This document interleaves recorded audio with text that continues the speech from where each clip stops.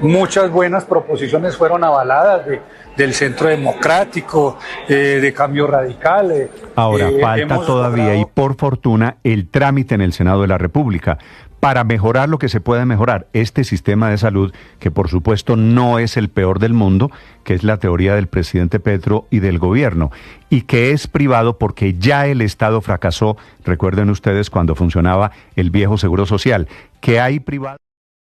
En las últimas horas, voceros de los arroceros en el departamento del Huila aseguraron que si bien el gobierno nacional ha propuesto destinar más de 10.000 millones de pesos en programas para el sector, no son suficientes, ya que para los departamentos de Tolima y Huila se necesitarían al menos 70.000 millones de pesos. Por su parte, el viceministro de Desarrollo Rural, José Luis Quiroga, aseguró que el gobierno está evaluando varias alternativas para buscar salidas al paro, admitió que existen limitaciones presupuestales y confió en que hoy se retomen las negociaciones. Los organismos de socorro en el departamento de Nariño encontraron los cuerpos sin vida de 4 personas que estaban desaparecidas luego de la avalancha que se presentó en las últimas horas cerca de la laguna de La Cocha, en la vía Pasto-Mocoa, en el corregimiento del Encano. Entre las víctimas de la tragedia están las hermanas María Fernanda Burbano y Melanie, de 21 y 29 años. Víctimas de la tragedia están las hermanas María Fernanda Burbano y Melanie, de 21 y 29 años. Durante la emergencia, 45 personas fueron rescatadas y más de 100 viviendas resultaron afectadas. Los comandantes del ELN en la región del Catatumbo aseguraron que la confrontación va a seguir en la región en respuesta a las acciones de la fuerza pública y aseguraron que la política de paz llevará ahora a la guerra total. Alias Ricardo y alias Silvana Guerrero, 2 comandantes del Frente de Guerra Nororiental, aseguraron que no durarán en repeler las acciones de más de 10.000 efectivos de la fuerza pública. Sin embargo, dijeron que están listos al diálogo con el gobierno nacional. La compañía aérea anunció un alivio a la deuda de más de 195.000 usuarios de los estratos 1, 2 y 3 en Atlántico, Magdalena y La Guajira. A través de un comunicado, la empresa explicó que el beneficio, que supera los 400.000 millones de pesos, se aplica a partir de este mes a usuarios en mora desde hace 5 años. En disturbios y actos vandálicos terminaron este fin de semana las manifestaciones por la conmemoración del Día de la Mujer en Bogotá. El hecho más grave fue protagonizado por un grupo de mujeres que prendió fuego a la estatua de Luis Carlos Galán, ubicada en la Plaza del Consejo. También hubo hechos de vandalismo contra fachadas de comercios, buses y estaciones de Transmilenio en el centro de Bogotá. Hay que dormir con un ojo abierto, en cualquier momento saldrá la liebre. Con esta frase, el presidente del Congreso, Efraín Cepeda, se refirió al presidente Gustavo Petro al reconocer que es la primera vez en su larga trayectoria en el legislativo que ve un gobierno con un perfil casi dictatorial. 2 muertos y 3 heridos dejó el accidente del esquema de protección del exvicepresidente Germán Vargas Lleras. La Unidad Nacional de Protección confirmó que el líder político no iba en el vehículo que se accidentó entre el municipio de Paz del Río y Belencito, en Boyacá, cuando regresaban a Bogotá. Las autoridades investigan las causas del accidente que dejó una persona muerta luego del choque entre 2 carros en la calle 13 con carrera 43 en la localidad de Don Martínez, en Bogotá. El impacto provocó que uno de los vehículos perdiera el motor y el otro terminará contra el muro de una casa cercana. El Papa Francisco pasó una noche tranquila, informó la oficina de prensa del Vaticano, y se espera para hoy en la tarde un nuevo parte médico tras 25 días ingresado en el Hospital Gemelli de Roma por problemas respiratorios. Ampliación de estas y más noticias en blurradio.com. Sigan con Mañanas Blue. Estás escuchando Blue Radio. Escanea este código y suscríbete a nuestro canal de YouTube, @BlueRadioCo. Y disfruta y participa de la programación de Blue Radio. Blue Radio, le ponemos cara a la radio. Blue Radio, la alternativa. Ahora usted puede opinar. ¿Qué es una buena noticia en medio de tantas emergencias? Gracias a los más de 2.100.000 personas que hoy posicionan a Blue nuevamente como la emisora número 1 de los colombianos. Es un gusto saludarlos. Gracias por escucharnos. Gracias por vernos. Esto es Blue, parte del juego. más que radio. Llegó la hora de fluir con el planeta. Y actuar para proteger las reservas de agua que nos quedan. Día a día podemos hacer algo para unirnos a la corriente Del cuidado del agua. No es un chiste. Debemos cuidar el agua. Unirnos a la corriente de las acciones sostenibles.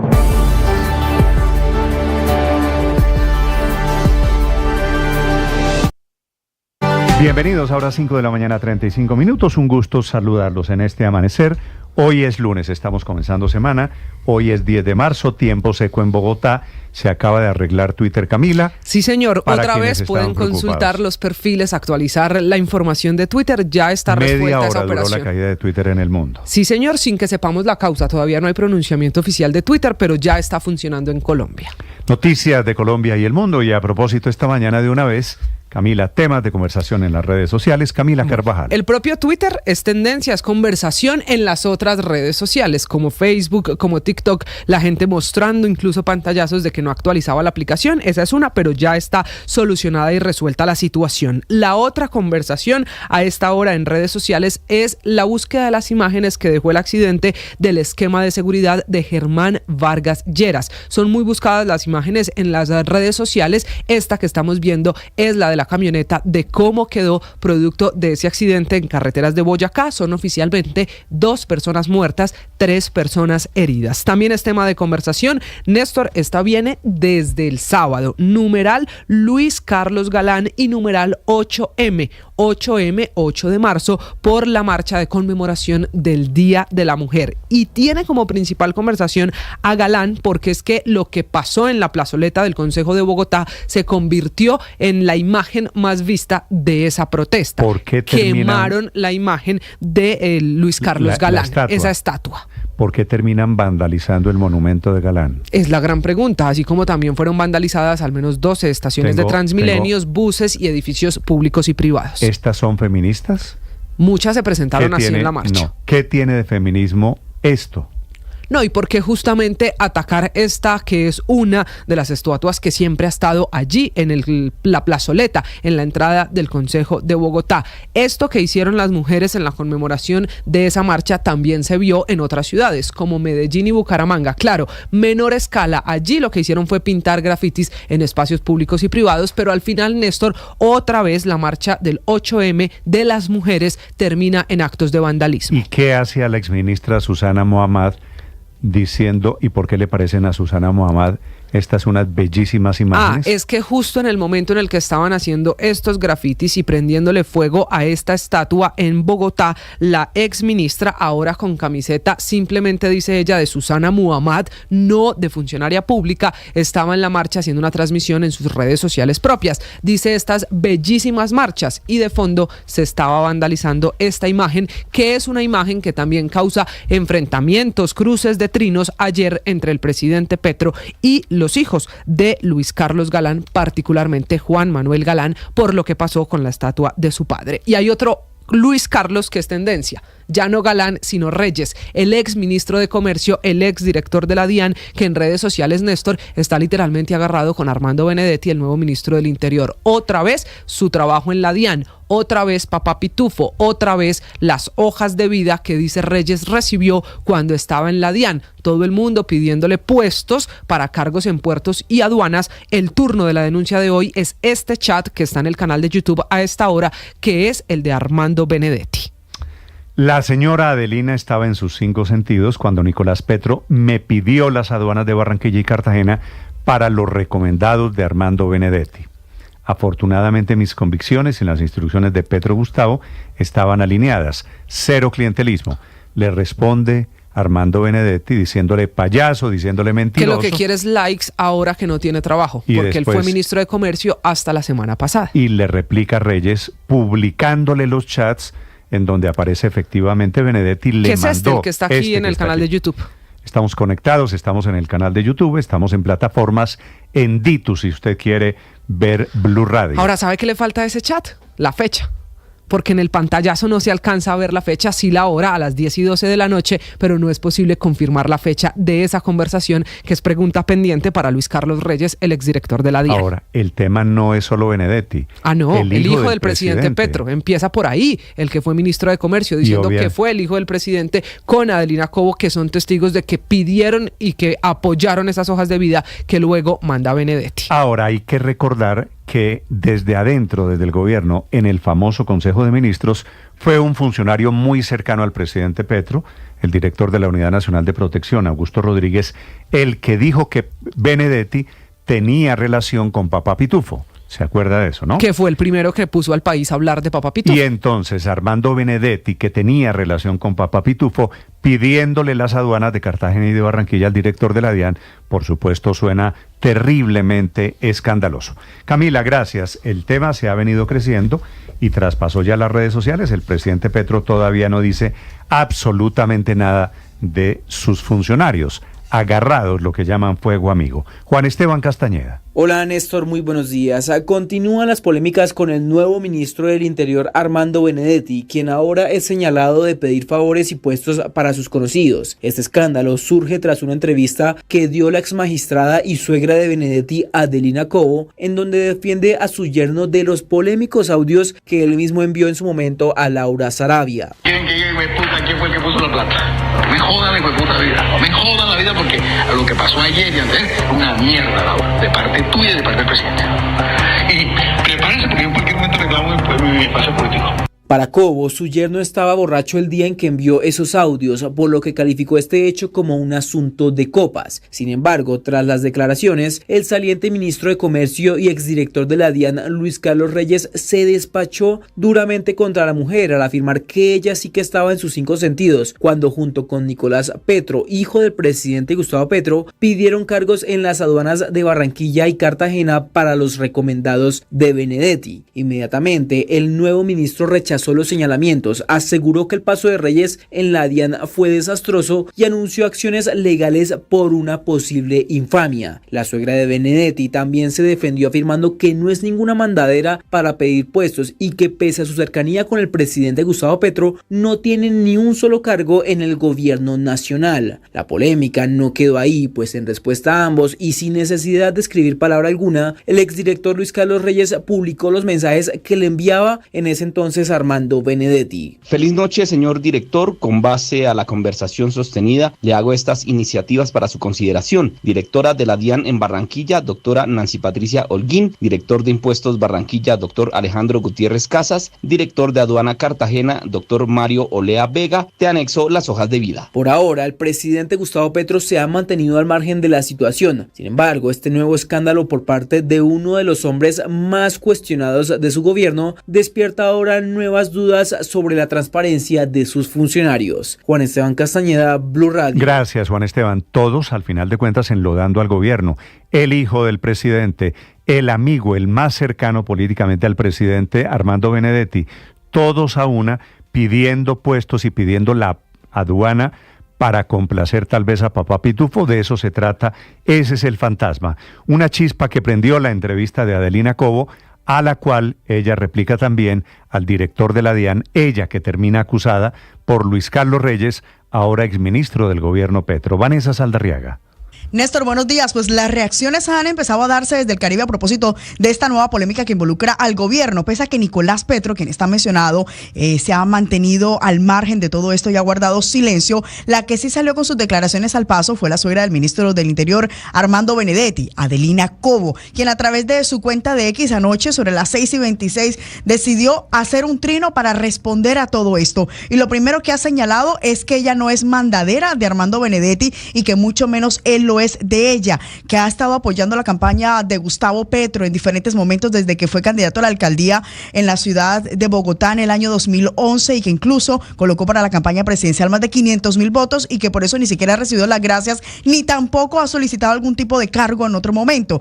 Y es aquí donde llega un punto en el que tilda a Reyes como una persona que tiene mucho que explicar, dice ella, y abro comillas: ¿por qué insiste en lanzar tantas cortinas de humo? ¿A quién está tratando de proteger con su show en redes? Ahora, sin cargo ni poder, solo le queda la difamación como estrategia. Y es que además Adelina Cobo también cuestiona que Reyes llegó al cargo de la DIAN para ser más un influencer que un gestor del recaudo para las finanzas del país, Néstor. Gracias, Vanessa. Bueno, le decían Mr. Taxes por eso.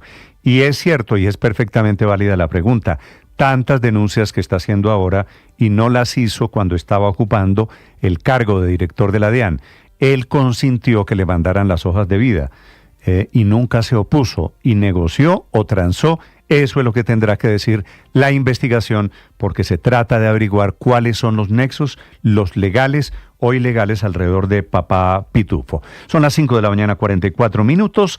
En Antioquia hay conmoción por el asesinato de un muy reconocido líder social, líder político, lo lamenta el propio presidente Petro, se llamaba don Jaime Gallego, que es un hombre de la Colombia humana, había sido también dirigente de los mineros, asesinado este fin de semana en Medellín. Héctor Santamaría. Néstor, buenos días. A pesar de múltiples pronunciamientos de organizaciones sociales, de la Defensoría del Pueblo, de la familia, de los mineros, además de velatones y marchas, los violentos le arrebataron la vida a Jaime Gallego, este líder social y minero del nordeste de Antioquia, sobre el cual no se tenía información sobre su paradero desde hacía una semana, cuando por última vez fue visto en el municipio de Vegachí junto a su escolta de la Unidad Nacional de Protección, Didier Berrío. Fue precisamente en esta localidad de la subregión del nordeste donde hombres de la Fuerza Pública escucharon disparos en una zona cercana al casco urbano entre las veredas La Cristalina y El Jabón, zona hasta la cual acudieron las autoridades, hallando a Gallego sin vida y con varios impactos de arma de fuego, quien además fue candidato a la alcaldía de Segovia por Colombia Humana. Al respecto, el coronel Óscar Mauricio Rico, comandante de la policía en Antioquia. Se encontraban realizando labores de prevención y patrullaje, de establecimientos públicos, tanto el personal de policía como el ejército estaban haciendo la patrulla conjunta y fueron avistados por un centinela de una base militar que escuchó los disparos. Pocas horas después fue reportado con vida e ileso en el vecino municipio de Yolombó el escolta Berrío, quien fue dejado en libertad con la camioneta asignada, como lo confirmó la Unidad Nacional de Protección y lo explicó el comandante Rico. Él lo soltaron en un punto que él no tiene claro en qué sitio exacto lo dejaron libre, lo dejaron ir, y lo que él sabe es que él tomó la vía y llegó a Yolombó. El crimen de Gallego, conocido popularmente como Mongo, ha generado todo tipo de pronunciamientos, entre los que no se hizo esperar del presidente Gustavo Petro, quien atribuyó el hecho al Clan del Golfo y como autor material a un hombre conocido como el alias de Máximo Sebastián, de quien se espera su inmediata captura. Dijo: el asesinato de Gallego ocurrió a pocas horas de un paro minero que fue convocado en esta subregión, pero que se postergó para dentro de 8 días, Néstor, debido a las exequias que se debe cumplir en el día de hoy. Medellín, el Valle de Aburrá, tiene tiempo seco, a esta hora 17 grados de temperatura. A propósito de paros, se agrava el de los arroceros, está completando una semana.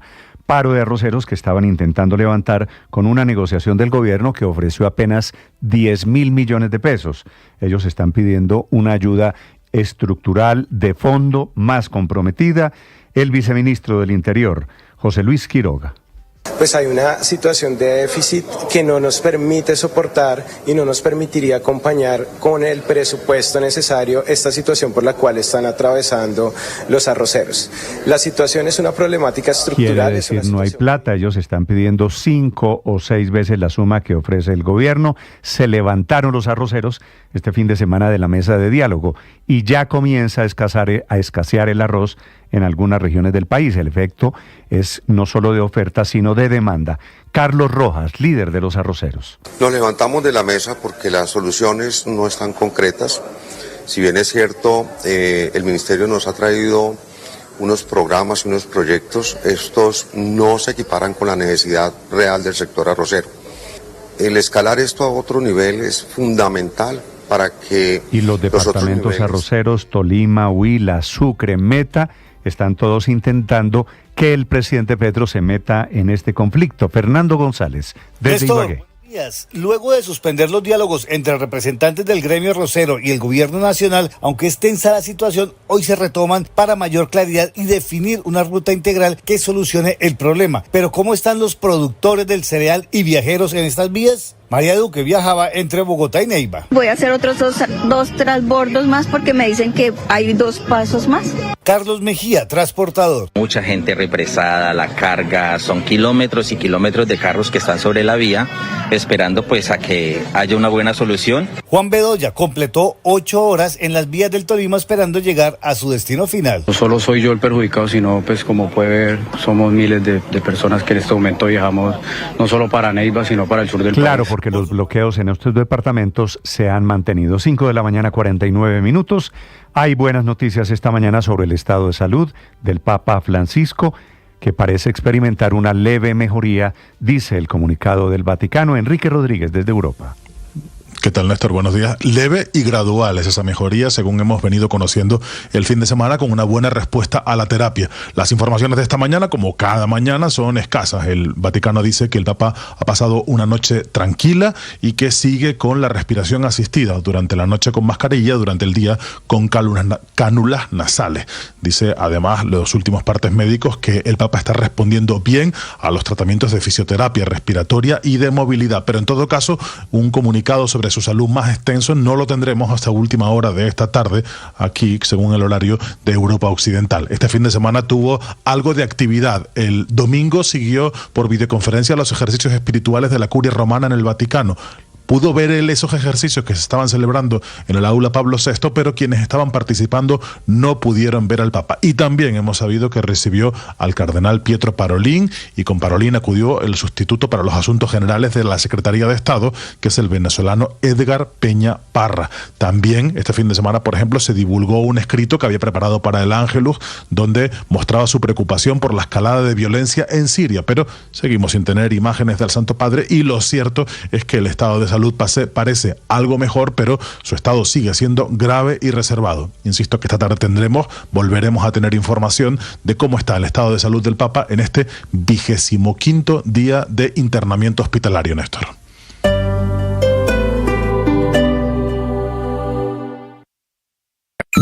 Escanea este código y suscríbete a nuestro canal de YouTube, @Blue Radio Co. Y disfruta y participa de la programación de Blue Radio. Blue Radio, le ponemos cara a la radio. Blue Radio, la alternativa.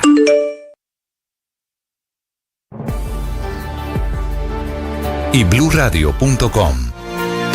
Terminó mal y con vandalismo la marcha de mujeres que estaban pregonando el Día de la Mujer y pregonando su feminismo, que es un falso feminismo. Estas mujeres son delincuentes que vandalizaron 2 estaciones de Transmilenio, afectando la movilidad en Bogotá, Museo del Oro, Universidades, Avenida Jiménez, calle 76.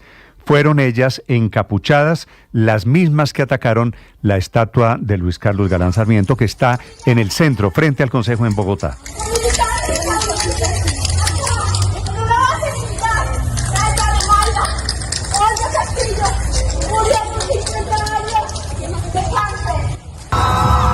Y efectivamente terminaron dañando la estatua de Galán, que la reparación se puede, pero vale mucho dinero.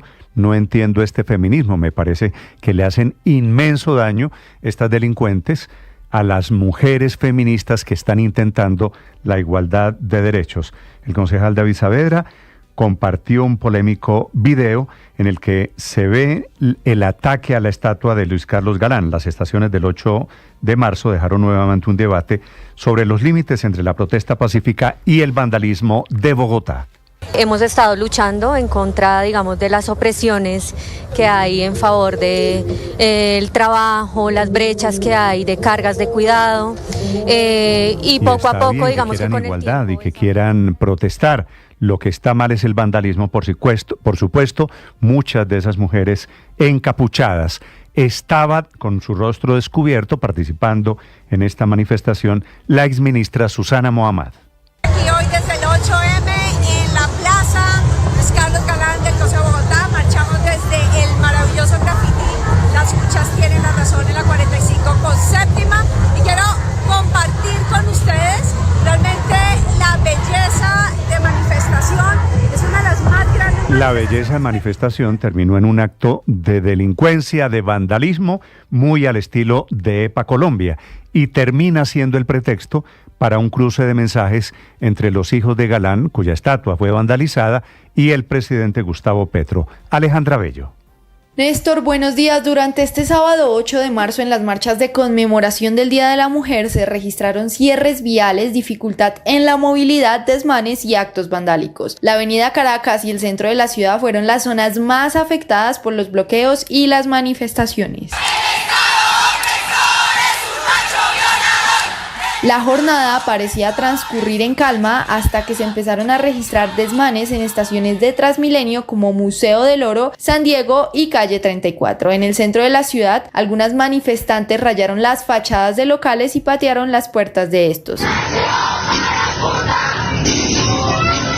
En la noche, Transmilenio reportó que 41 rutas del servicio se vieron afectadas en la movilidad y 4 buses resultaron grafiteados. El total de usuarios afectados fueron 36.948 de Transmilenio y 503.000 de Transmisonal. Después de haberse movilizado desde el mural de Las Cuchas Tienen Razón en la 45 con séptima hasta el Consejo de Bogotá, específicamente a la plazoleta Luis Carlos Galán, las manifestantes se reunieron en torno al monumento y mientras gritaban arenga lo grafitearon y lo quemaron. Distintas figuras políticas como la defensora del pueblo, la representante a la Cámara Angélica Lozano y concejales liberales como Clara Lucía Sandoval y Samil Avizambra, presidente del Consejo, rechazaron los hechos y apoyaron el pedido del alcalde de Bogotá, Carlos Fernando Galán, a la Fiscalía y a la Policía para dar con los responsables de los actos vandálicos. Alejandra Bello, Blue Radio. Es que todo es a las patadas. Bloqueamos Transmilenio, destruimos las estaciones de Transmilenio, destruimos los monumentos, parece ser la consigna, sin importar lo demás. Esto es puro terrorismo, lo demás es el pretexto. Las 5 de la mañana, 55 minutos, mucha atención. Terminó en una tragedia la avalancha en el departamento de Nariño, 4 personas muertas, una avalancha de lodo y piedra que se registró, se llama corregimiento de Encano, al sur de Pasto. Desde allí informa Winston Viracachá. Néstor, buenos días. Aquí el departamento de Nariño, el invierno no da tregua. 4 personas fallecieron, 35 familias resultaron damnificadas, 8 vehículos totalmente destruidos y cerca de 4 veredas en donde los campesinos perdieron sus cultivos de pan coger. Es el panorama desolador que deja el invierno hasta el momento. Ricardo Méndez, comandante del Cuerpo de Bomberos de la ciudad de Pasto. Realizar la recuperación de los 4 cuerpos de las personas que estaban desaparecidas. Una ardua labor, un arduo trabajo que tocaba hacerlo pues para que sus familiares pudieran por lo menos brindarles ya cristiana sepultura, solidarizarnos con estas familias que perdieron a sus seres queridos y de igual manera todas las familias que perdieron bienes, enseres y cultivos. Yo creo que ha sido unos deslaves muy fuertes que se dieron el día viernes.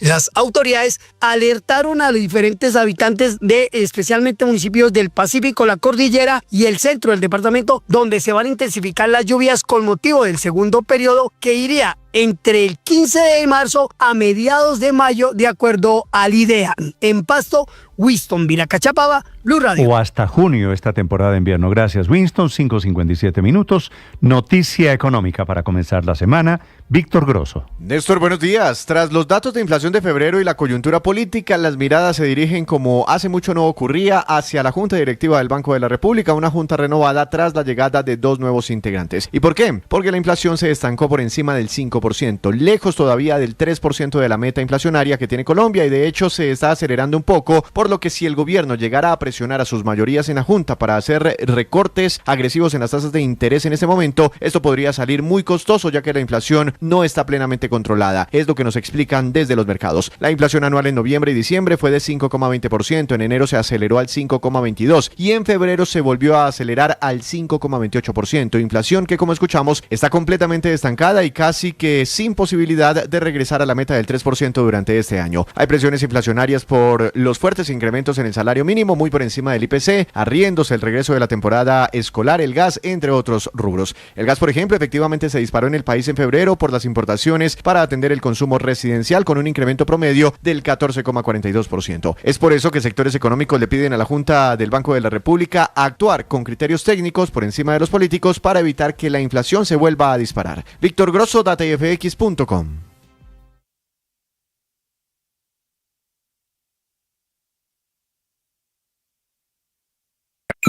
Escanea este código y suscríbete a nuestro canal de YouTube, @Blue Radio Co. Y disfruta y participa de la programación de Blue Radio. Blue Radio, le ponemos cara a la radio. Blue Radio, la alternativa. ¿Qué haces para entrar en calma? Para estar tranquila. ¿Sabes qué puedes hacer? ¿Te conoces? ¿Sabes cómo hacer para calmarte? Yo pensaba que para uno calmarse necesitaba vacaciones. Irse para un spa toda una tarde, ¿no? Irse lejos, salir corriendo, buscar otro entorno diferente. Pero Claramente, eso es delicioso, pero no siempre se puede. Tengo que trabajar, tengo que hacer el oficio en mi casa, tengo muchas cosas que hacer y estoy cargada. ¿Qué puedo hacer entonces? Busca, mujer, tu propia estrategia. Casi siempre para las amas de casa y las mamás es en el baño, ¿no? Entramos al baño y es como nuestro lugar de tranquilidad. Para mí es tirarme para atrás en los brazos de Dios y descansar en Él sabiendo que Él tiene el control. No sé para ti, pero busca una estrategia que te gaste 3-4 minutos para que tengas en calma y úsala a diario. Y así no vas a terminar el día cargada con todas las emociones, sino que vas a ir como reciclando, como gestionando, ¿no?, tu mundo emocional y poder llegar a la noche tranquila. Recuerda, mujer, no te aguantes ni te divorcies. Hay otro camino. En Blue le ponemos cara a la radio.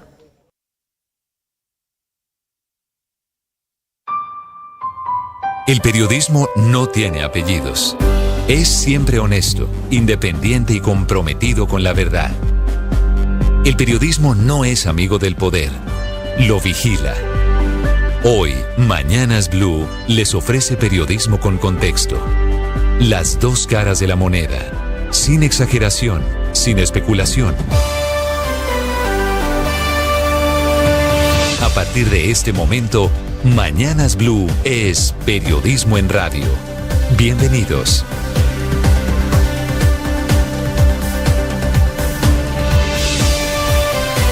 Bienvenidos, buenos días, 6 de la madrugada, 40 segundos. Aquí estamos los saludos de Mañanas Blue en este amanecer.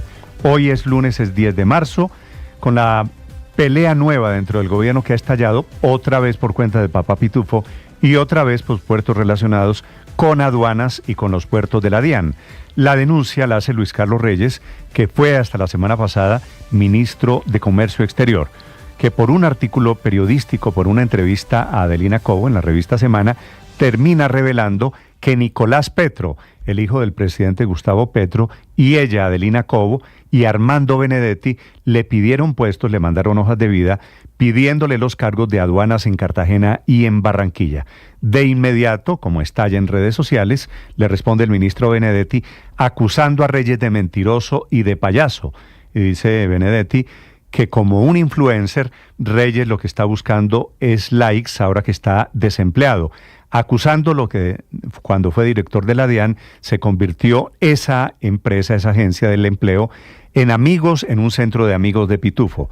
Y es eso lo que obliga a Reyes a publicar después, el epílogo de todo esto, un pantallazo del chat cruzado con Benedetti, mandándole 3 recomendados con sus respectivas hojas de vida y efectivamente para los cargos en la Dirección de Impuestos allí en el Caribe, para Barranquilla y para Cartagena. Cuando Reyes publica el chat, de inmediato le replica Adelina Cobo, que fue la mujer que prendió toda esta chispa, Adelina Cobo, que es la suegra de Benedetti y que dice en la entrevista con la revista Semana que Benedetti estaba con tragos cuando se produjeron y que estaba con ella cuando se produjeron los audios famosos, los de hace 2 años, insultando a Laura Sarabia. En esta novela Anoche, ella es la que tercia diciendo que no es mandadera ni de Benedetti y que Benedetti no es mandadero suyo. Lo que está en el fondo gravitando es otra vez la mano de Papá Pitufo. Había dicho Augusto Reyes, el director de la Unidad Nacional de Protección, que Armando Benedetti era un emisario que se había reunido con Papá Pitufo y ahora es Armando Benedetti el que aparece pidiéndole a Mr. Taxes puestos en la dirección de la DIAN. A propósito, en la DIAN este fin de semana la fiscal Luz Adriana Camargo volvió a decir que una recomendación, que una hoja de vida no es un delito, que ya lo había dicho cuando ella estalló el escándalo de las hojas de vida alrededor de Roy Barreras y de los congresistas. Ella lo ve como normal, claro, no es delito, siempre y cuando el recomendado cumpla ciertos requisitos, siempre y cuando no sean funcionarios públicos y siempre y cuando no haya una coacción dentro del gobierno. Aquí lo que puede ser delictuoso es la mano de todas estas personas, Adelina Cobo, Nicolás Petro, Armando Benedetti, pidiendo puestos para favorecer a Papá Pitufo. Bienvenidos, hay una noticia de última hora. Colombia acaba de pedir ante la Comisión de Estupefacientes de Naciones Unidas en Austria que la hoja de coca sea excluida de la lista de sustancias dañinas por razones científicas y prácticas, dice el documento de la Cancillería. La ministra Laura Sarabia asegura que la manera de arrancar la hoja de coca de las manos de los narcos, si se usa su potencial industrial como fertilizantes y bebidas, un paso que da la Cancillería colombiana, el gobierno de Colombia, hacia la legalización de la hoja de coca. Ya vamos a hablarles de esta noticia. Repito, se está produciendo esta mañana en Viena, en Austria, en donde está reunida la Comisión de Naciones Unidas para este tema antinarcóticos. Hablando de droga, el narcotráfico es el protagonista de las masacres y de la violencia en Colombia. Anoche fueron asesinadas 5 personas en una tienda en Ocaña, en el Catatumbo, en norte de Santander. Estaban departiendo, llegaron 2 hombres en motocicletas disparando indiscriminadamente, dejaron heridas a otras 6 personas, 5 muertos, 6 heridos. Y hablando de cercanos al gobierno, el presidente Petro aceptó la renuncia de Camilo Romero como embajador de Colombia en Buenos Aires, que será otro de los candidatos en el Frente Amplio de cara a las elecciones del 2026. Era el representante diplomático en Buenos Aires, vendrá a hacer campaña a Colombia don Camilo Romero, que siempre ha tenido aquí un pie en la política y un pie en los escándalos del petrismo. El Clan del Golfo es el responsable del asesinato del líder social, un militante de la Colombia Humana, asesinado este fin de semana, don Jaime Gallego, un muy importante minero de Antioquia, quien fue secuestrado primero con su escolta de la UNP en una vía entre Segovia y Vegachí. El ejército encontró su cuerpo ayer, liberaron con vida al escolta. Lo lamenta el presidente Gustavo Petro, que exige la captura de Máximo o Sebastián, jefes del Clan del Golfo, responsables de ese crimen. Y hubo, después de la libertad de los 29 militares este fin de semana, otra asonada en el Plateado, en Argelia, en Cauca, la misma zona en donde entregaron a los militares y policías que estuvieron secuestrados por la comunidad, una comunidad instrumentalizada, permeada, metida allí muy de cerca con los disidentes de las FARC. En la última asonada, de las muchas repetidas, obligaron a tropas del ejército a retirarse del casco urbano del corregimiento del Plateado. Bienvenidos, tenemos muchas historias para compartir con ustedes. Amanecemos con nuevo primer ministro en Canadá. Esta mañana hay noticias sobre Ucrania y la guerra en Gaza. Hay noticias buenas, alentadoras, sobre el estado de salud del Papa Francisco, y les contaré de la escandalosa manifestación, en teoría con banderas del feminismo, de un grupo de mujeres que terminan ellas vandalizando estaciones de Transmilenio, atacando la estatua de Luis Carlos Galán, que está en el centro de Bogotá, un tema que ha dado origen a una pelea política, otra vez entre la familia Galán y el presidente Gustavo Petro, alrededor de quién ejerce el control de la policía. Esa marcha del feminismo, en realidad una marcha, parecían más delincuentes. La réplica de EPA Colombia, con la bandera del feminismo, luchando contra el Estado opresor, que es un macho violador, cantando eso y al tiempo haciendo el terrorismo, tumbando estaciones de Transmilenio, atacando buses de Transmilenio, en el tema del vandalismo, este nuevo feminismo muy de izquierda en el que participó la exministra Susana Muhammad. Son las 6 de la mañana, 7 minutos. Bienvenidos, hoy es 10 de marzo, comenzamos semana con muchas historias. Los vamos a acompañar con ustedes. Es una mañana seca y fría en Bogotá. Enseguida el resumen que preparamos en Voces y Sonidos en Mañanas Blue. Bienvenidos a la libertad. Debajo de ese uniforme hay seres humanos. Así les dio la bienvenida a la libertad el general en retiro Pedro Sánchez, ministro de Defensa, a los 28 policías y al soldado liberados el pasado sábado, quienes fueron secuestrados por 40 horas a pocos kilómetros del corregimiento del Plateado en el departamento del Cauca. La liberación se dio en medio de la visita a Popayán del ministro del Interior Armando Benedetti y el ministro de Defensa Pedro Sánchez, quien se refirió a los hechos. Lo que ocurrió no fue una retención. Los únicos que pueden hacer retención son las autoridades legítimas del Estado. Lo demás es secuestro. Un secuestro que estaba pasando de ser simple a ser extorsivo. El mayor Wilson Bedoya, el único militar secuestrado. Esa es nuestra misión. Todo el tiempo estamos embarrados y esto es lo que nos gusta. Ahorita vamos a limpiar las botas, a organizarnos, a afeitarnos y a volvernos a ir para el cañón del Micay a apoyar a la gente. Patrullero John Vidal, policía liberado. Nosotros no nos permitían pues como la información así, entonces ya nosotros estamos ahí como espera de defensoría que hiciera la interlocución, pero no, y tal como información no recibíamos. Nueva masacre en Colombia. 5 personas fueron asesinadas en el barrio Los Sauces, en Ocaña, norte de Santander. 3 de las víctimas fueron halladas en una tienda, mientras que las otras 2 fueron ultimadas al interior de un bar. Las investigaciones para esclarecer lo sucedido en el reciente asesinato de los 2 uniformados de la policía en una vereda del municipio de Santa Rosa del Sur, al sur de Bolívar, ya están en marcha, por lo que las autoridades confirmaron la realización de un toque de queda nocturno. El secretario de Seguridad de Bolívar, Manuel Berrío, mientras atendían el llamado de la comunidad, fueron impactados por un artefacto explosivo y posteriormente con armas de fuego en cercanías a una zona conocida como Adesán, en la vía que comunica con la vereda El Diamante. Tras varios días sin tener reportes sobre su paradero, las noticias no fueron alentadoras sobre el hallazgo del reconocido líder social del nordeste de Antioquia, Jaime Gallego, o el reporte del coronel Oscar Mauricio Rico, el comandante de la policía en Antioquia. Se encontraban realizando labores de prevención y patrullaje en de establecimientos públicos, tanto el personal de policía como el ejército estaban haciendo la patrulla conjunta y fueron avistados por un centinela de una base militar que escuchó unos disparos.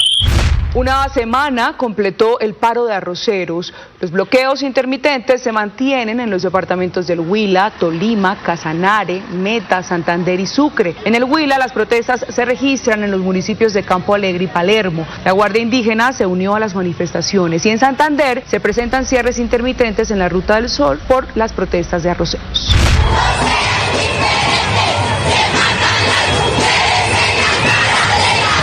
En el marco de la conmemoración del Día de la Mujer el pasado sábado 8 de marzo, miles de mujeres salieron a marchar por sus derechos y la protección de ellos. A pesar de los esfuerzos de muchas de ellas por protestar de manera pacífica, a lo largo del día se presentaron hechos de vandalismo en estaciones de Transmilenio, buses troncales y negocios en el centro de la ciudad. Asimismo, en horas de la tarde fue vandalizada y quemada la estatua del asesinado líder liberal Luis Carlos Galán. Ante esto, uno de sus hijos, Carlos Fernando Galán, alcalde de Bogotá, rechazó los acontecimientos y pidió a las autoridades competentes dar con los culpables de estos hechos vandálicos. Por su parte, Juan Manuel Galán también rechazó lo sucedido y recordó las palabras de su padre en su última campaña presidencial. Y llamo a las mujeres para que cambiemos esta sociedad, para que despierte la conciencia colectiva, para que Colombia nos pertenezca a todos, para que integremos a la nación. Durante las protestas llamó la atención que la exministra Susana Muhammad calificó la marcha feminista de bellísima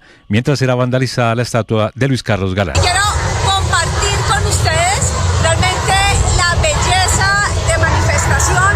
Es una de las más grandes manifestaciones feministas de mujeres que hayamos visto. El exministro de Comercio Luis Carlos Reyes denunció que el actual ministro del Interior Armando Benedetti le habría enviado un mensaje por WhatsApp solicitándole el nombramiento de funcionarios en la DIAN con sede en Barranquilla. Reyes publicó una conversación con Benedetti donde le pide nombrar a Nancy Patricia Holguín como directora de la DIAN en Barranquilla, a Alejandro Gutiérrez Casas como director de impuestos de esa misma ciudad y a Mario Olea Vega como director de la aduana de Cartagena. Ante esta acusación, Benedetti respondió a través de su cuenta en X, calificando a Reyes de mentiroso y payaso. Además, aseguró que nunca le exigió ningún cargo ni lo presionó de ninguna manera con tal fin. Finalmente anunció acciones legales en su contra por infamia. Por su parte, la fiscal general Luz Adriana Camargo defendió su postura sobre nombramientos en la DIAN. Insistió en que recomendar no es un delito. Esto dijo a Noticias RCN. Yo me ratifico, recomendar no es un delito y no tiene un tinte político lo que yo digo, tiene un tinte jurídico. Para que eso fuese un delito, que debería ser un tráfico de influencias, tiene que tener muchos otros elementos. Tiene que tener un elemento que es que la persona utilice, que tenga poder sobre a quien le está haciendo la petición y que quiera obtener un beneficio.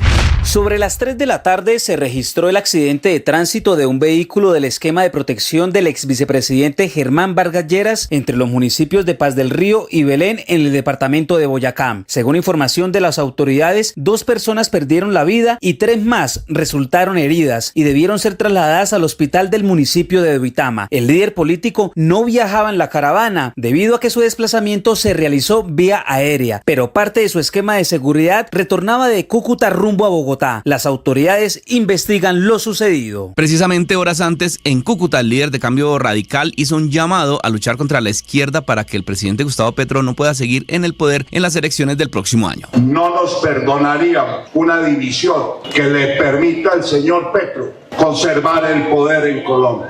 Por lo menos están afectadas como unas 100 casas que están destruidas. Después de más de 3 días de una intensa búsqueda, el Cuerpo de Bomberos de la ciudad de Pasto, apoyado por la Defensa Civil y algunos habitantes de la región, igual que la Policía Nacional, localizaron el último cuerpo de las personas que lamentablemente fallecieron tras la avalancha en la zona rural de Pasto. Jesús Miramac, afectado por la avalancha. Nosotros estamos haciendo una limpieza de la carretera para que de pronto toda la comunidad se pueda salir hasta el pueblito a hacer unas compras porque estamos muy abandonados.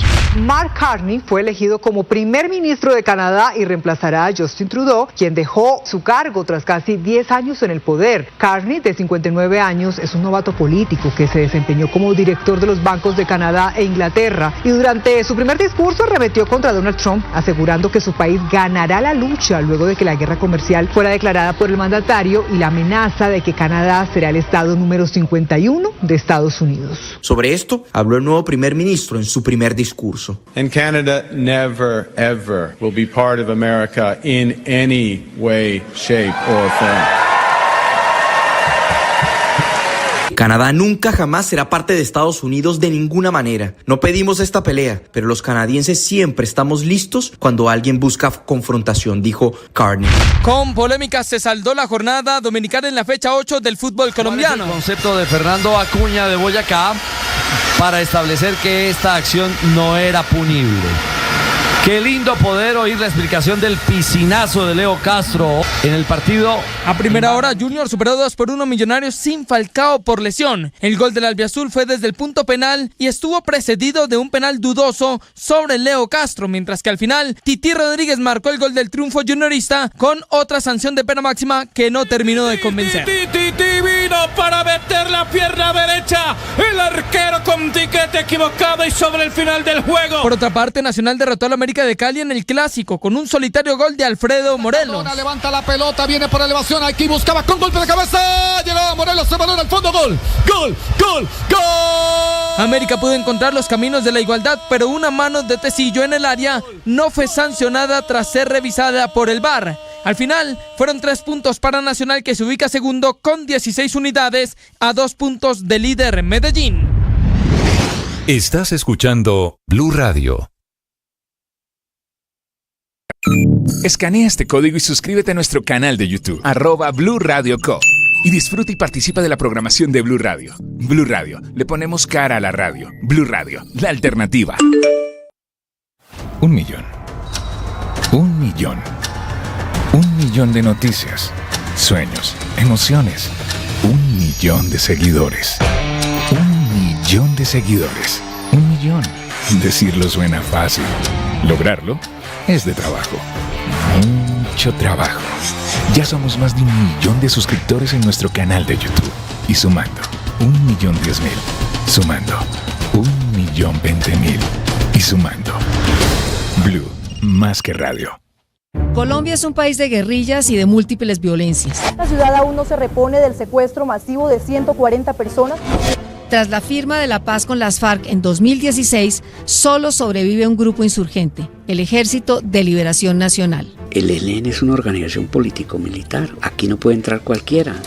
Hoy todos hablan del ELN, pero muy pocos conocen su historia. Y esta serie documental titulada ELN, Entre Fusiles y Diálogos. Atención esta mañana en Viena, en donde está la canciller Laura Sarabia. El gobierno colombiano le está pidiendo a Naciones Unidas que declare, que saque la hoja de coca de la lista de sustancias prohibidas. En la práctica, Ricardo, sería la legalización de la hoja de coca, poder utilizar la hoja de coca, por ejemplo, con fines medicinales, no necesariamente la cocaína, que son 2 cosas diferentes. Correcto, Néstor, buenos días. Estamos hablando de la Convención Única de 1961 sobre estupefacientes de Naciones Unidas. En ese contexto es que la Cancillería colombiana está pidiendo que se retire la hoja de coca de la lista de sustancias prohibidas.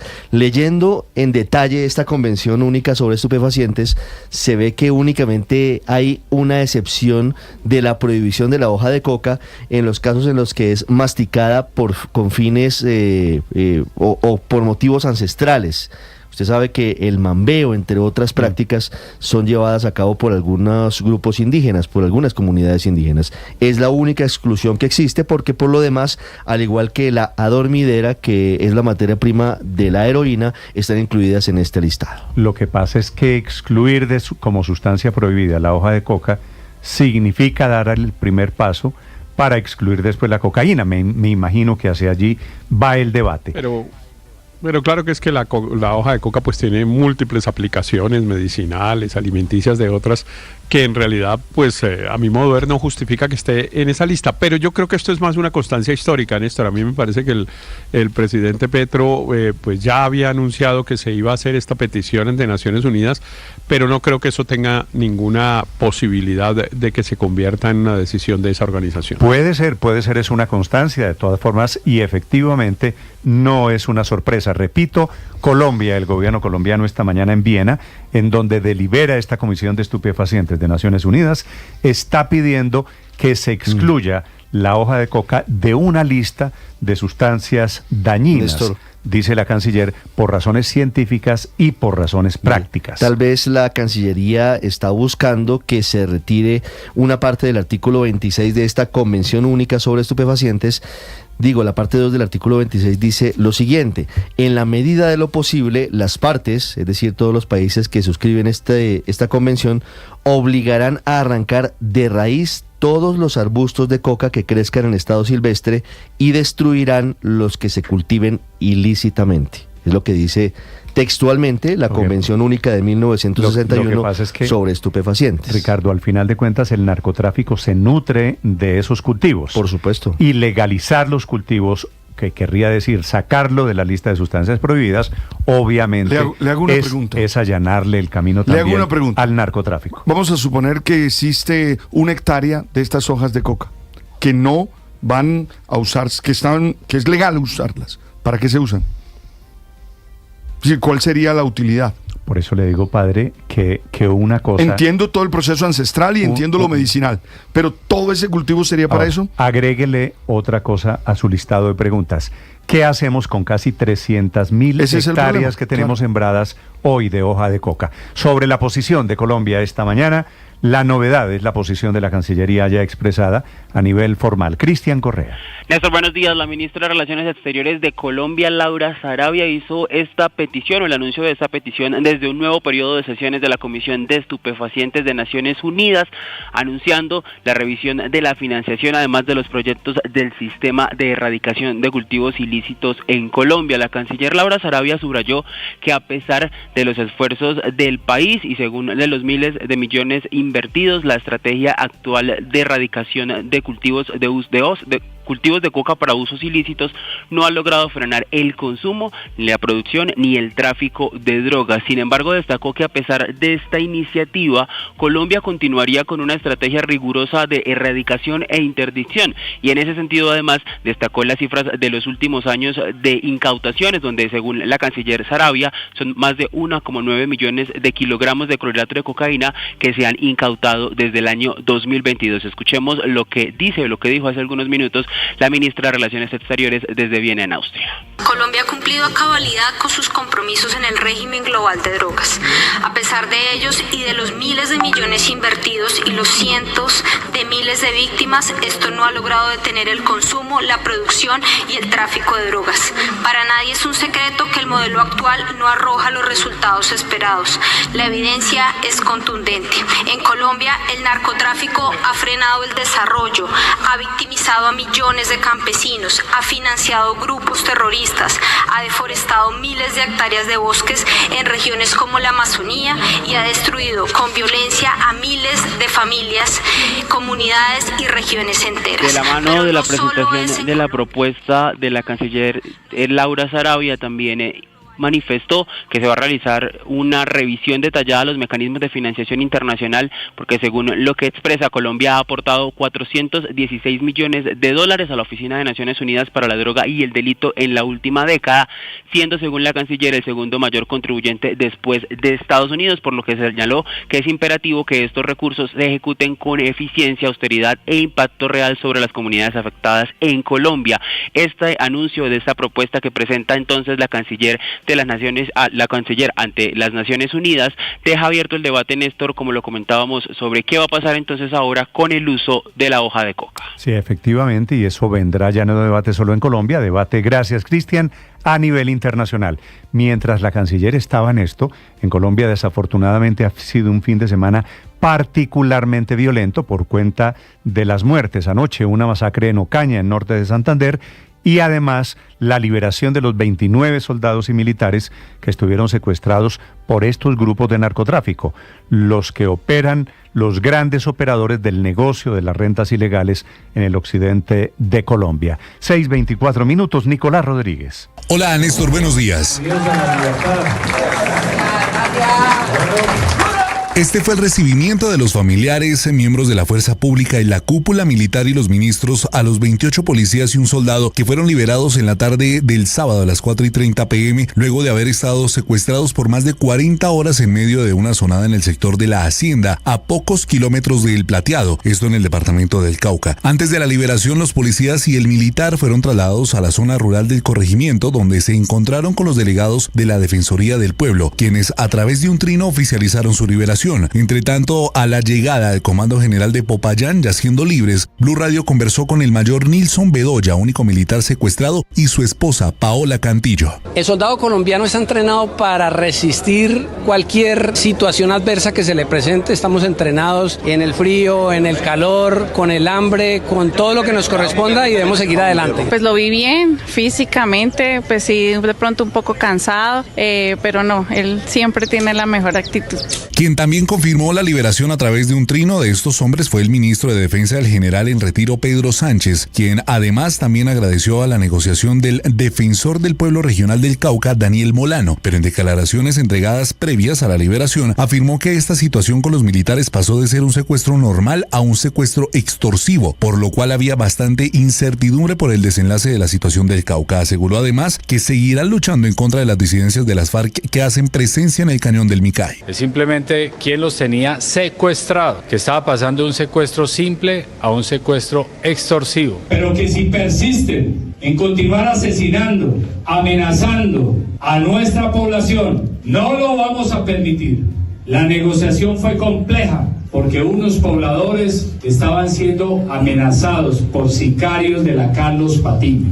Y en toda esta negociación también estuvo presente el ministro del Interior, Armando Benedetti, quien después de la primera reunión del Consejo de Seguridad se refirió a la erradicación de cultivos de la zona, en la que confirmó que definitivamente el gobierno no lo hará de manera obligatoria, sino que lo hará bajo un proceso de compra voluntaria de la mata. Pero además, después de la liberación de los policías y el militar, como habían dicho que la negociación estuvo muy complicada, él aseguró que no hubo tal negociación, sino que le colocaron los puntos sobre las IES y que por eso también habrá presencia del Estado para defender el territorio. No va a haber erradicación de los cultivos a la fuerza, no lo va a haber. Aquí lo que sí hay es una erradicación, una compra de los cultivos de la mata de coca con su raíz, pero que tiene que ser voluntario. Porque aquí no se negoció nada, aquí lo que se hizo fue poner los puntos sobre la I, la voluntad del señor presidente, la libertad, se va a mantener el ejército. En ese sentido, el ministro del Interior, Armando Benedetti, también confirmó que el próximo martes 11 de marzo, los miembros del gabinete del presidente Gustavo Petro llegarán a la zona rural del departamento del Cauca para adelantar investigaciones sobre el estado actual del territorio y retomar las mesas técnicas que se plantearon previas al Consejo de Seguridad. Nicolás Rodríguez, Blue Radio. Nicolás, gracias. Y esas imágenes que ven ustedes en este momento, quienes están en el canal de YouTube, este reencuentro de los militares y policías con sus familias no es porque estaban retenidos por unos inofensivos campesinos, es porque al final de cuentas era un secuestro orquestado, ordenado, planeado, ejecutado por disidentes de las FARC, que son los que siguen mandando en esa zona del departamento del Cauca. Y a propósito, al otro lado hay una noticia de última hora.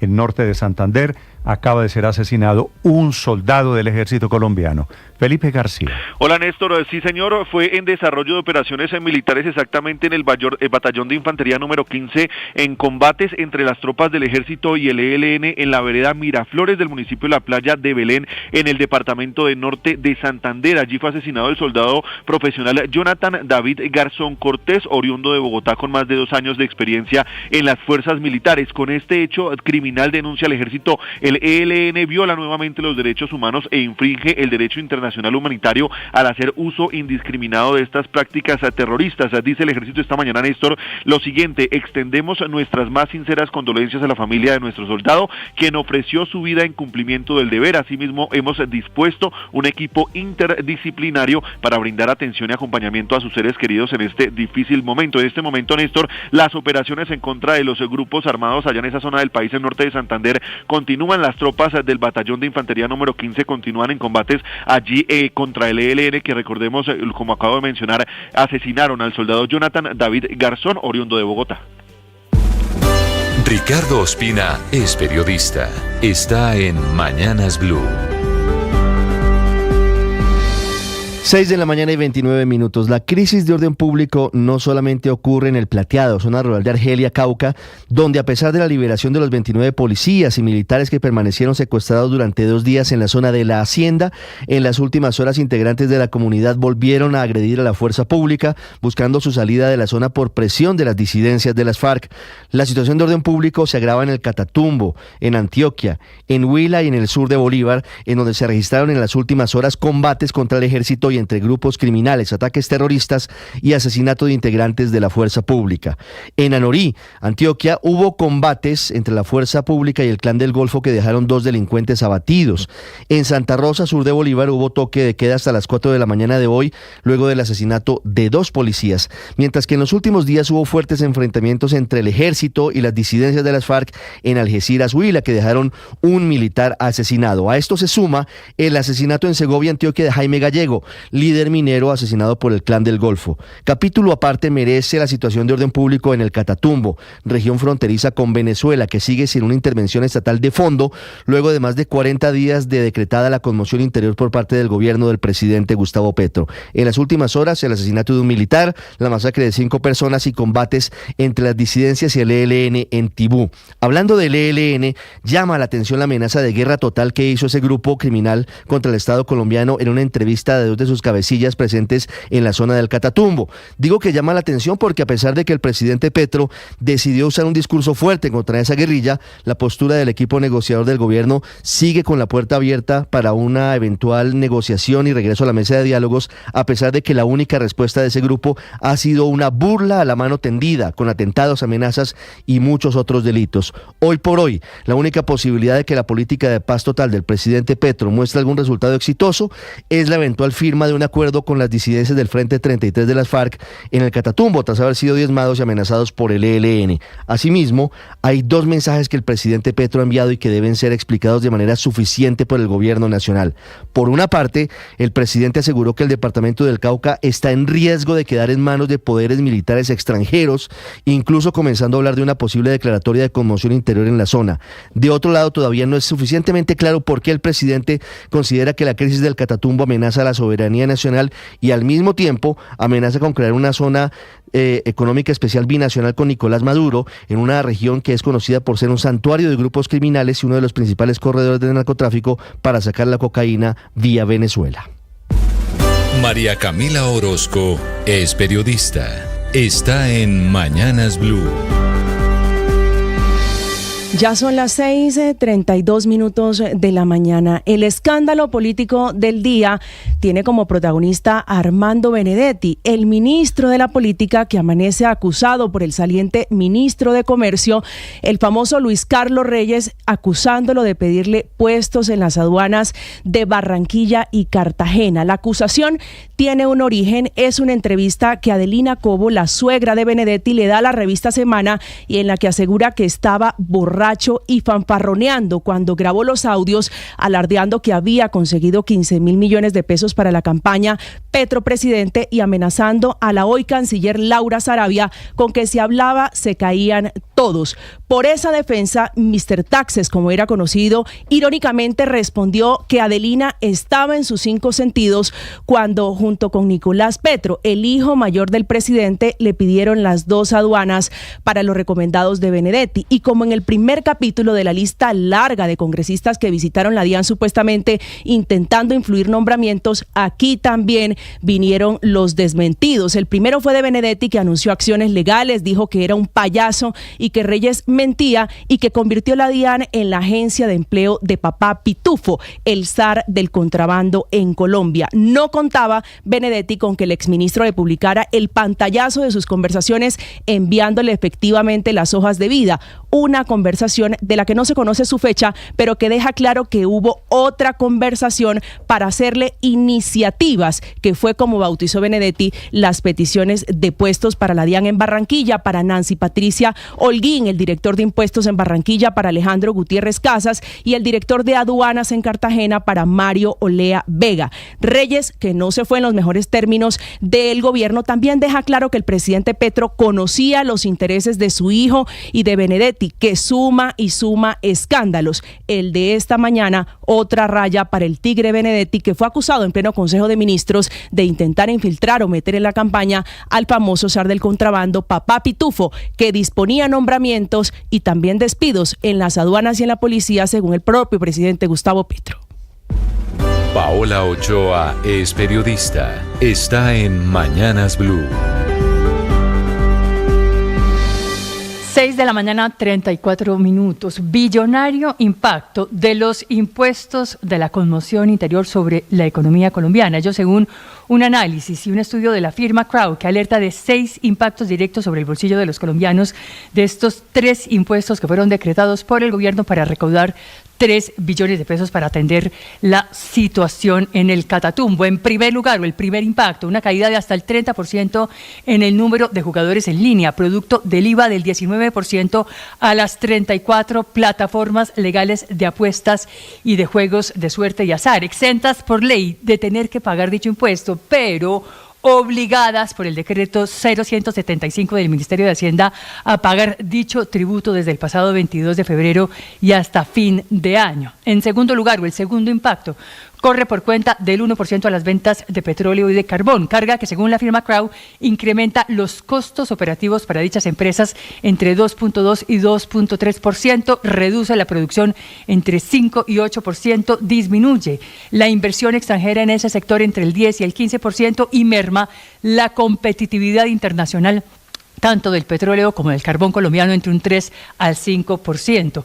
En tanto que el impuesto del timbre del 1% para los trámites por encima de los 300 millones de pesos impacta principalmente a las empresas del sector constructor, incrementándoles la carga fiscal entre 1 y 1,5%, aumentando los costos de financiamiento entre el 20 y el 30%, reduciendo la ejecución de obras públicas y privadas hasta en un 15%, disminuyendo la compra de vivienda entre 5 y 10%, bajando las inversiones de infraestructura entre el 20 y el 25% y, por supuesto, afectando la generación de empleo en el sector constructor, que es uno de los mayores generadores de empleo en toda la economía colombiana. Camila Carvajal es periodista. Está en Mañanas Blue. 6 de la mañana, 37 minutos. Colombia sí va a participar en las pruebas PISA, al menos en las de este año 2025. Lo primero que hay que explicar es que las pruebas PISA son una evaluación que mide las habilidades de los estudiantes de 15 años en lectura, matemática y ciencia, que se realizan cada 3 años y que están coordinadas por la OCDE. Por ejemplo, en las de 2022, que son las últimas que se han realizado, participaron países de América Latina y el Caribe como Argentina, Brasil, Chile, Costa Rica y, claro, Colombia. Para participar en las PISA, el Ministerio de Educación debe pagar ante la OCDE los derechos del examen y una vez los pague, es el ICFES el que se encarga de hacer las pruebas, como ya lo ha hecho en 2006, 2009, 2012, 2015, 2018 y 2022, encargado de la logística, de la preparación y del cronograma. Pero ¿de dónde salió la alerta de que Colombia no iba a participar en las PISA de 2025? Primero fue una advertencia del senador Miguel Uribe, luego de la secretaria de Educación de Bogotá, Isabel Segovia. Ellos y también los hechos. Las PISA se tienen que hacer entre el 21 de abril y el 31 de mayo. Y hasta el jueves de la semana pasada, nadie en el gobierno daba razón de las pruebas ni de la preparación de los estudiantes, aunque solo falta 1 mes y 2 semanas. Dice ahora el ministerio que las pruebas sí se hacen, pero esta mañana las secretarías de Educación, los rectores, los profesores y los estudiantes de 15 años siguen esperando el cronograma y la preparación para las pruebas. En el Ministerio de Educación llegaron por momentos a evaluar no pagar esos derechos a las pruebas PISA este año por cuenta del apretón fiscal del gobierno. Por fortuna, la advertencia, la alerta de la Secretaría de Educación de Bogotá a tiempo hizo que las PISA de este año se mantengan y se van a presentar, quedan garantizadas por lo menos las de 2025. Es que una decisión contraria tendría efectos muy negativos en la educación del país, pues las PISA son la brújula para saber cómo está la educación en Colombia. Ojalá en las PISA de 2025 al país le vaya mejor que en las de 2022, cuando 7.804 estudiantes de 15 y 16 años participaron en unas pruebas en las que Colombia se ubicó en el puesto 28 de 64 países evaluados y nos rajamos en pensamiento creativo con uno de los peores resultados de la OCDE. No vaya y sea que porque nos va mal, la decisión sea no presentar el examen. Estás escuchando Blue Radio.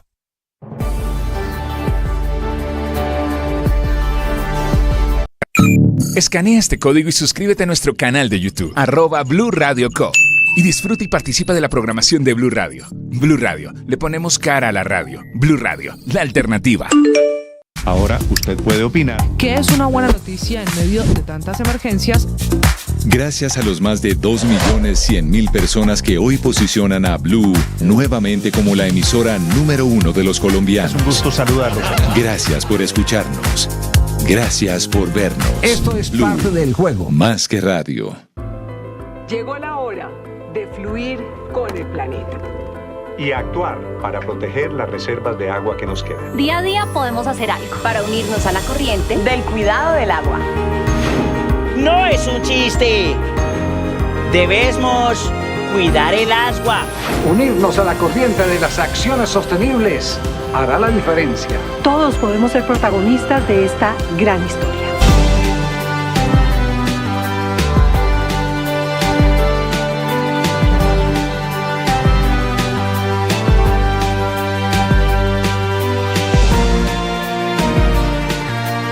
(6:40) Ricardo, buenos días. Hola Néstor, feliz mañana. No, Ricardo, el que está lamentándolo. Doctor Ospina, buenos días. Néstor, buenos días, ya lo había saludado. ¿Por qué me vuelve a saludar? Buenos días. Quiero saludar a través suyo a todos los hinchas adoloridos del América de Cali por la derrota de ayer. No, vamos terceros en la clasificación, entonces tampoco vamos tan mal. Lo mismo decimos todos. No. Mire, estamos un poquito tristes porque el equipo inicialista no es el que esperábamos. No jugaron ni Duván Vergara ni Juanfer Quintero desde el minuto 1. Eso. Pero aquí va el dolor, y es que en mi opinión hubo un penal que no sancionó el juez central. Por Dios. Que el semestre pasado sí había sancionado el mismo penal, una acción similar contra el América. Está bien, échenle la culpa al árbitro. Oiga, ahora sí. Una pregunta, ¿y si por allá llueve, por acá es campa? No, tampoco.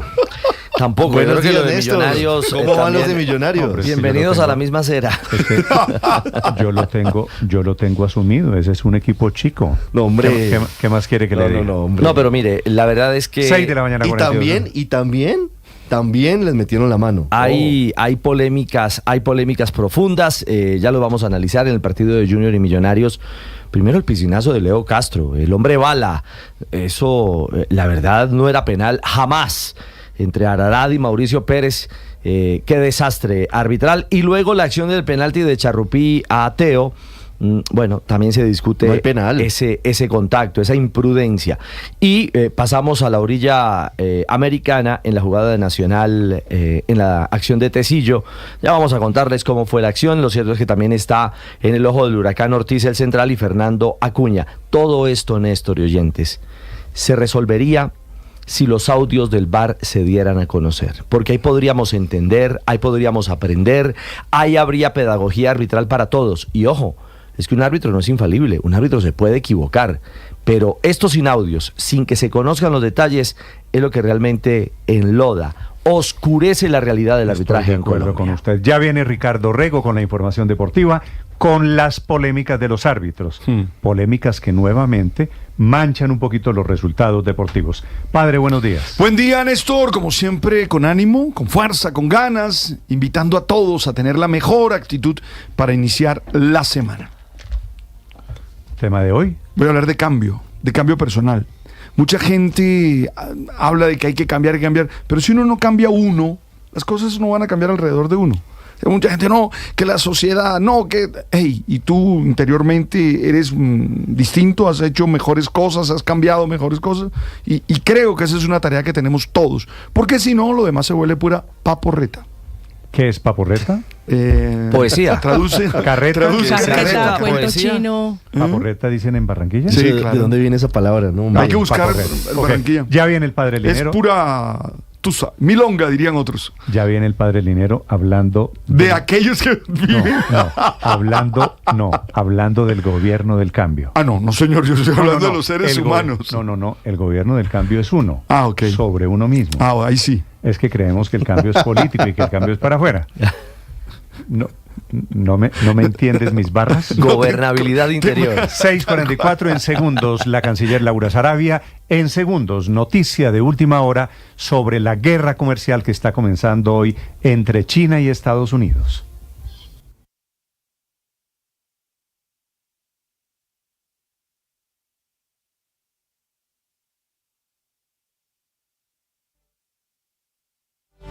¿Qué es el siguiente escalón en esta guerra comercial? Entraron en vigencia esta mañana los aranceles impuestos por China contra productos norteamericanos.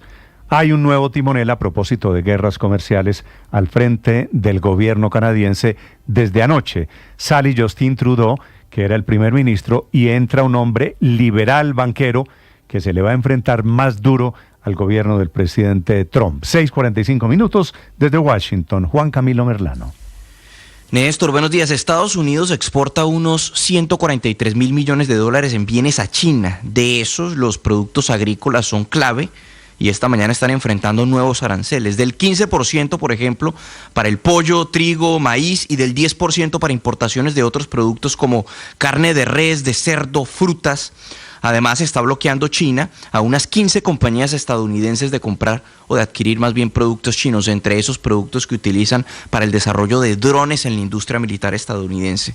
Un escalamiento en la guerra comercial que se da al tiempo en el que los demás países involucrados toman sus propias acciones. En el caso de Canadá, por ejemplo, hay un nuevo líder, nuevo primer ministro, se llama Mark Carney, de 59 años, exgobernador de los bancos de Inglaterra y Canadá. Fue el escogido por el Partido Liberal para reemplazar a Justin Trudeau como nuevo primer ministro de Canadá luego de 9 años de mandato. Fue elegido por unos 150.000 miembros del Partido Liberal en una elección interna para definir nuevo líder y que es la antesala de las elecciones generales que podría ser para el mes de octubre. Y ahí se definirá si los liberales siguen con el poder. Pues Carney ya está respondiendo a las amenazas de Trump y concretamente a esa amenaza de que quiere que Canadá se convierta en el estado número 51 del país. And Canada never, ever will be part of America in any way, shape, or form.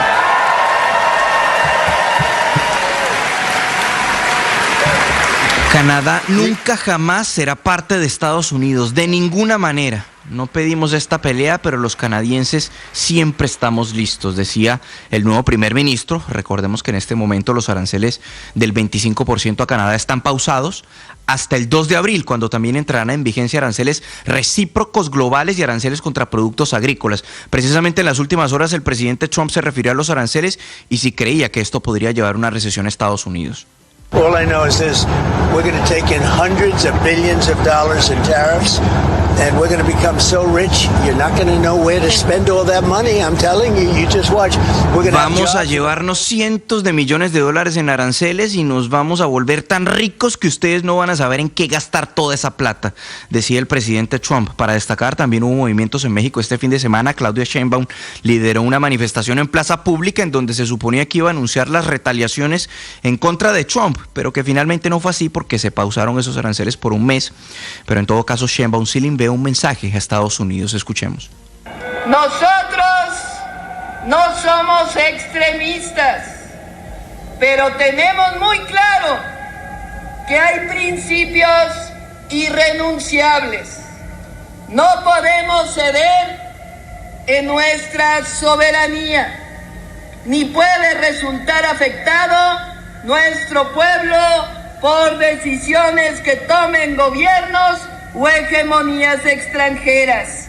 En ese caso... Recordemos que el 2 de abril es la fecha en la que entrarían en vigencia esos aranceles del 25% hacia México, así como también los aranceles a productos agrícolas y los que ha llamado el presidente Trump como los aranceles recíprocos. Néstor.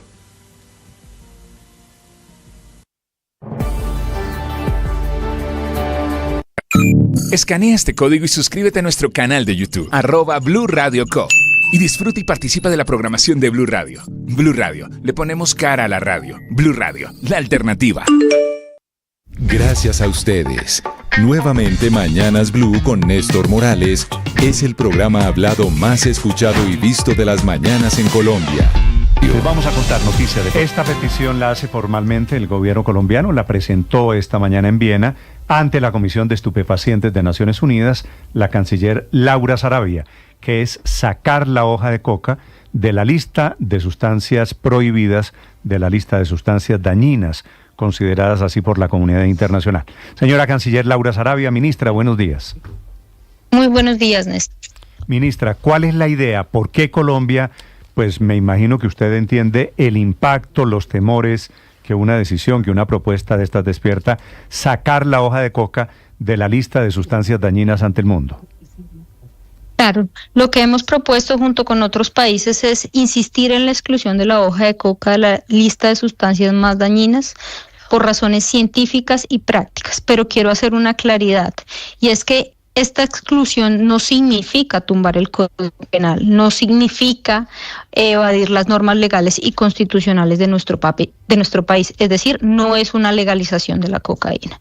Lo que estamos invitando acá es poder utilizar los estudios y poder explorar, investigar los usos industriales de la hoja de coca. Las convenciones de drogas que hemos suscrito alrededor de los años permiten incluir o sacar sustancias debido a estudios científicos, y eso es lo que estamos hoy utilizando en el marco legal vigente, cómo podemos adoptar procedimientos para este fin. Ministra, tengo una duda operativa. ¿Cómo funcionaría, cómo se imagina el gobierno colombiano el tema de las hectáreas cultivadas hoy con hojas de coca, si hipotéticamente Naciones Unidas, que va a ser difícil si Naciones Unidas dijera sí a su propuesta de sacar la hoja de coca de las sustancias de la lista de sustancias prohibidas? Pues Néstor, principalmente porque excluir la hoja de coca no significa no erradicar, al contrario, seguiremos apostándole a la erradicación voluntaria y erradicación de la mano de los campesinos, y sobre todo de poder sustituir estas economías. Adicional, esto tiene un procedimiento en el cual primero se está realizando un estudio científico por parte de la Organización Mundial de la Salud. Este estudio será entregado o está programado para entregarse durante este año, y luego, a partir de ese estudio, se llevará a cabo la votación de esta propuesta. Será hasta el próximo año donde podríamos determinar si hay una exclusión o no, pero insistimos, vamos a continuar erradicando, vamos a continuar sustituyendo cultivos, y sobre todo, como le anuncié, poder revisar cada uno de los dineros de cooperación internacional que se han ido a la financiación de esta política de drogas, y por qué, a dónde va a ir, a qué proyecto va a ir, y sobre todo que estos dineros lleguen a las comunidades. Ministra, ¿quién está haciendo ese estudio hoy en día? ¿El estudio de qué? El que usted me acaba de decir, que es un estudio de la Organización Mundial de la Salud sobre los efectos de la hoja de coca, le entendí. Pues usted lo acaba de mencionar, la Organización Mundial de la Salud, ellos están haciendo un estudio porque primero necesitamos un concepto por parte de ellos, que lo que estamos diciendo, que la hoja de coca no es perjudicial para la salud, pues debe venir de parte de ellos. Pero digo, un estudio que hace la Organización Mundial de la Salud, ¿lo hacen científicos de dónde? ¿Quién lo encargó? ¿Quién lo contrata? Científicos de la organización. Fue una petición que hicimos hace un par de meses a la organización y ellos ya se comprometieron a hacer el estudio. Está programado para que se presente en el mes de octubre y la idea es que a partir de ese estudio la comisión lo pueda conocer, escuchar qué se determina en ese estudio y a partir de ahí estudiar la exclusión de la hoja de coca para usos industriales y poder explorar e investigar. Como le decía, hemos avanzado no solo con la Organización Mundial de la Salud, sino con otras organizaciones para determinar cuáles son los verdaderos usos de la hoja de coca y darle otro fin que, insisto, esto no significa la legalización de la cocaína, ni mucho menos de que vayamos a permitir o doblegarse al narcotráfico en nuestro país. Ministra, ¿y por qué no esperaron a que estuviera ese estudio con unas conclusiones y por qué lanzaron la propuesta hoy en Viena? No, es que la propuesta viene ya establecida, es una propuesta que venimos acompañando con otros países y es que no podemos esperar a realmente poder establecer un camino donde siguen habiendo muertes en el Catatumbo, en el Cañón del Micay. Necesitamos buscar otras alternativas y esta es una alternativa. La hoja de coca tiene usos científicos, tiene usos industriales. Hoy conocemos fertilizantes, conocemos bebidas, no solo en nuestro país, sino en otros países. Por ejemplo, en Bolivia están usando aplicaciones industriales en fertilizantes. ¿Por qué no explorar realmente esas prácticas o esas aplicaciones en nuestro país? Y como le digo, lo que queremos hacerlo es en el marco legal vigente y es un procedimiento que lo establece y que nos lo permiten las convenciones de drogas que hemos suscrito. Ministra, ¿cómo se puede eso, sacar provecho de lo que es científicamente bueno de la hoja de coca y cómo se combate simultáneamente el narcotráfico que se nutre de la misma hoja de coca? Bueno, uno, como le digo, es aplicar y utilizarlo según sus usos industriales, por ejemplo, para identificar fertilizantes y bebidas. Pero por el otro lado, seguir apostándole, uno, a la interdicción. Desde el 7 de agosto del 2022 se han incautado 1.900.000 kilogramos de clorhidrato de cocaína. Es una de las mayores incautaciones en materia de interdicción. Adicional a eso, más de 215.000 kilogramos de base de hoja de coca. Se han destruido 454 laboratorios y estamos apostándole sobre todo a la erradicación voluntaria, esa erradicación que va de la mano de las comunidades y de los campesinos. Pero para eso debemos darles alternativas económicas a quienes viven en las regiones lastimosamente, de este cultivo y que sufren de forma directa la guerra. Alternativas que sean rápidas y rentables. Por ejemplo, a través de cultivos de cacao y café, en los cuales ya hay muchas empresas internacionales y de la mano de cooperación internacional hay varios proyectos productivos apostándole a la sustitución de economías ilegales. Sí. Canciller, según la Convención Única de 1961 sobre estupefacientes, en la medida de lo posible, y esto lo leo textual, las partes, es decir, los estados que firman esta convención, obligarán a arrancar de raíz todos los arbustos de coca que crezcan en estado silvestre y destruirán los que se cultiven ilícitamente. ¿Colombia está de acuerdo con que se mantenga esa parte de la convención? ¿Qué están buscando que cambie exactamente? Colombia lo que está buscando es, uno, apoyo real en la erradicación voluntaria, es una erradicación que vaya de la mano de las comunidades. Dos, insisto, lo que estamos proponiendo en Viena, la exclusión de la hoja de coca, no significa legalización de la cocaína. En nuestro país estará prohibido y está prohibido por el Código Penal la cocaína y lo que estamos pidiendo es poder explorar, investigar y aportar los usos industriales de la hoja de coca como fertilizantes y bebidas. Es un potencial, lo haremos en el marco legal e insistimos en esta propuesta hoy en la comisión y la ciencia demostrará que la hoja de coca en sí no es perjudicial para la salud y estamos convencidos en que es una de las formas de poder quitarle la mata a las manos a los narcotraficantes.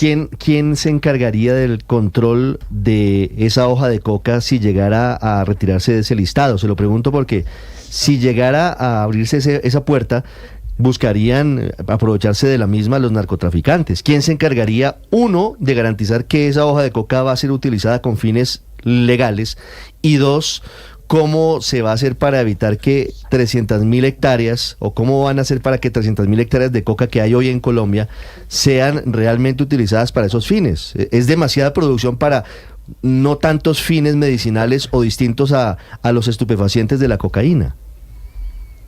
Pues Ricardo, creo que a partir de la exclusión de la hoja de coca o que sea aprobada esta resolución, viene una armonización de cada una de las leyes y cada una de las normativas de nuestro país. Normativas en materia de salud, normativas en temas penales y sobre todo los usos. Es un camino que hay que recorrer, un camino largo, y en el cual hoy no te podría identificar y decir que esta será en la institución y demás, porque como decía, es armonizar las entidades y es armonizar las leyes. Esto pasará incluso por debates en el Congreso, pasará por debates en las diferentes comisiones, todo en el marco legal, porque aquí no estamos legalizando la cocaína, aquí lo que estamos es utilizando las normas legales y constitucionales y las convenciones que hemos suscrito. Es un debate que hoy lo que podemos decir es que el modelo actual no está arrojando los resultados esperados. Pero, ministra, ¿por qué? Porque usted mismo Una Señor. cosa sobre eso que usted dice, no estamos proponiendo la legalización de la cocaína. El país, todos hemos visto a ustedes en el gobierno, el presidente Petro, proponiendo programas de erradicación de matas de hoja de coca, de sustitución de cultivos. Si en este momento la está escuchando, y debe ser así, un campesino que cultiva hoja de coca, al fin esa hoja de coca que él cultiva, ¿es buena o es mala? ¿Toca erradicarla o no toca erradicarla? Néstor, creo que hay una claridad. Una cosa es la hoja de coca, otra cosa es la base de coca, otra cosa es el clorhidrato de cocaína. Y el clorhidrato de cocaína es lo que realmente hoy es penalizado por el Código Penal y es decir, no hay una legalización de la cocaína y el campesino no hace cocaína. Quienes hacen cocaína son los grupos armados, es la industrialización del narcotráfico lo que está sacando el clorhidrato de cocaína. El campesino lo que está cultivando es hoja de coca y lo que le estamos apostando o lo que invitamos a ese campesino es que nos ayude a erradicar la mata de hoja de coca, que voluntariamente pueda sustituir ese cultivo y que pueda buscarle otros fines a su tierra, fines en cacao y en café. Insisto, no estamos legalizando el clorhidrato de cocaína y es una apuesta en traer paz a territorios como el Catatumbo y el Cañón del Micay que siguen sumergidos en la violencia y en el narcotráfico. El hecho de que Colombia proponga lo que está proponiendo esta mañana allí en Viena, en Austria, donde usted está, no quiere decir se frenan los programas de erradicación de cultivos ilícitos. No, en ningún momento. Seguimos avanzando en la erradicación voluntaria y que sea de la mano de las comunidades y seguimos trabajando en explorar los usos industriales de esta hoja de coca, pero una cosa no quita la otra. Insisto, una cosa es la hoja de coca, otra cosa es la base de coca y otra cosa es el clorhidrato de cocaína. Y en ningún momento estamos legalizando la cocaína en nuestro país. Sí, señora canciller, usted nos cita el caso de Bolivia, que en el 2009 dio esta pelea también en ese mismo escenario, intentando hacer